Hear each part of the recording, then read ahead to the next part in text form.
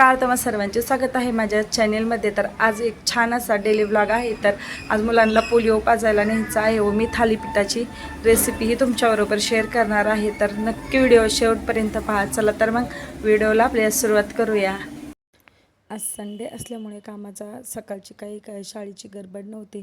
हे दोघेही निवांत उठलेले होते। तर म्हटलं चला आपलं थोडं काम आवरेपर्यंत देवपूजा करून होईल व यांना पोलिओ पाजायला न्यायचं होतं। तर त्यांचं आवरेपर्यंत मी इथे देवपूजा करून घेतली व स्वयंपाकाची तयारी थोडीशी आधी करून ठेवलेली होती, कारण आज मी पालक थालीपीठ बनवणार होते। तर त्याची रेसिपी तुमच्याबरोबर शेअर करणार आहे, तर नक्की पहा।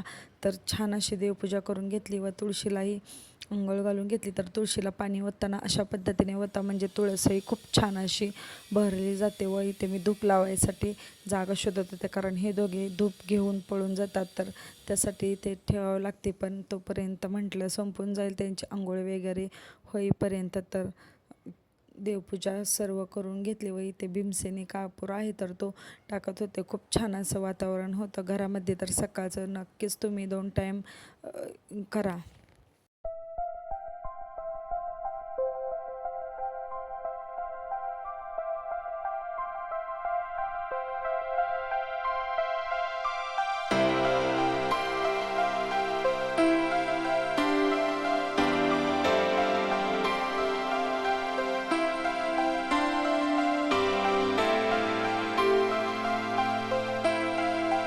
पालक रात्री जेवण झाल्यानंतरने थोडा वेळ टी व्ही पाहत बसलो होतो, तर पटकन निवडून घेतला, म्हणजे सकाळी गडबड होत नाही। तर छान असा तो चिरून स्वच्छ असा 2 ते 3 पाण्याने धुला, कारण आता भरपूर माती यावरती येते। तर नक्कीच खूप भाज्या भरपूर पाण्याने धुवा, म्हणजे व्यवस्थित अशी त्यातली माती निघेल, नाही तर ते खाताना मग कचकच असं लागू शकते। तर इथे मी थालीपीठासाठी थोडंसं पालक घेणार होती। तर इथे पिठामध्ये गव्हाचं पीठ, ज्वारीचं पीठ, बेसन पीठ व थोडंसं माझ्याकडे नाचणीचं पीठ होतं, तर तेही घेतलेलं आहे। प्रमाण तुमच्या आवडीनुसार कमी जास्त करू शकता। इथे 1 मूठ भरेल एवढा पालक, ओवा, तीळ व आलं लसूण व मिरची ठेचलेली आहे। तर ती कारण सकाळी लाईट गेली होती, तर मी ठेचून घेतलेलं आहे। तुम्ही मिक्सरमध्येही काढून घेऊ शकता व चवीनुसार मीठ।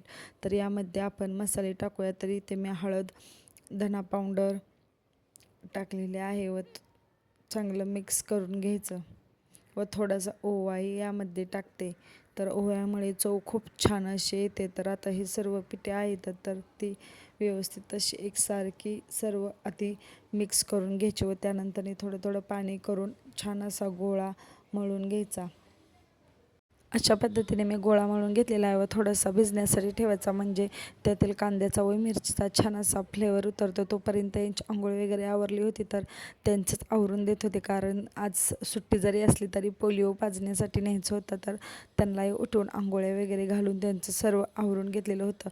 व्हिडिओ काढते म्हटले की लगेचच वरती येऊन धिंगाणा घालत होते। तर चला तर मग आता पटकन नाश्त्यासाठी बनवूया, कारण आज संडे असल्यामुळे डबा द्यायचा होता, पण थोडा लेट द्यायचा होता, म्हणून मी डायरेक्ट थालीपीठ बनवले। थालीपीठ मुलांना खूप आवडलेले होते, तर तुम्हीही नक्की करा, अगदी छान असे होतात। तर वरून थोडंसं तेल टाकून तेल सोडून छान असे भाजून घेतलेले होते। असे गरमागरम थालीपीठ, आता वातावरणही खूप छान असं पावसाचं आभाळ आलेलं होतं, तर खूप भारी असं लागत होतं व चवही खूप छान होते। आमच्या घरी पहिले जी कवळी ज्वारी असते, तर त्याच्यापासून हुरडा बनवून थालीपीठ केलेलं असतं। तर आत्ताही करतात, पण आता सध्या माझ्याकडे ज्वारीचं पीठ नव्हतं अवेलेबल, म्हणून मी तेच घेतलेलं होतं व यांना पोलिओ पाजून आणला व येताना भैया म्हटला मला अशा प्रकारे उभं राहायचं आहे, तर त्याला धरून बसलेले होते। तर त्याला खूप मज्जा वाटत होती व पप्पा घरी का आले नाहीत, म्हणूनच दादा डायरेक्ट रडारड चालू झालेली होती। अर्धा तास त्याने ही आमची रडारड चालूच होते। त्यांना शांत करून मी सर्व किचन ओटा व भांडी आहे तर ती राहिली होती, तर तीच घासण्यासाठी घेतलेली होती। तर मला तर किचन ओट्यावरती जरासा पसारा व भांडी राहिली की खूप कसतरी होतं, तर पहिलं मी ते पटकन असं घासून घेते। तर आज तूप व लोणी करायचं होतं, तर तेच तुम्हालाही पुढे दाखवते। तर दूध थोडं जास्त होतं, तर म्हटलं पनीर भुर्जी करावी, म्हणून पनीर करून घेतलेलं होतं। तर व्हिनेगर टाकलं की लगेचच पनीर तयार होतं तर दूध फाटतं. त्यानंतरनी ते लगेचच मी तूप काढण्यासाठी घेतलेलं होतं, कारण आता भरपूर अशी साय येत आहे. तर तूपही छान असं निघतं. मुलांना आठवडाभर का महिना पुरतं. व 2 भांडी ते माझी ताकाची फ्रीजमध्ये साचलेली होती, तर तेच मोकळीही करायची होती, म्हणून पटकन असं मिक्सरला फिरून घेतलं व छान असं लोण्याचा गोळा आलेला होता. तर तूप व पनीर व दही लावूनही घेतलेलं होतं. तर तिन्ही वस्तू एकदाच तयार झालेल्या होत्या. तर कसं वाटलं ते नक्की कमेंट करून सांगा. तोपर्यंत घामघाम निघाला, एवढं काम होईपर्यंत.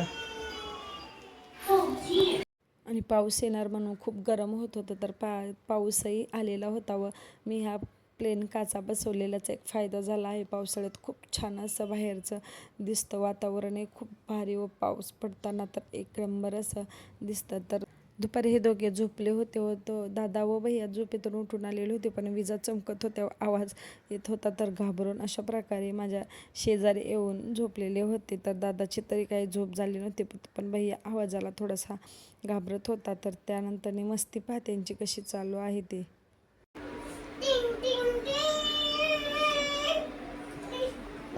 काय चाललंय?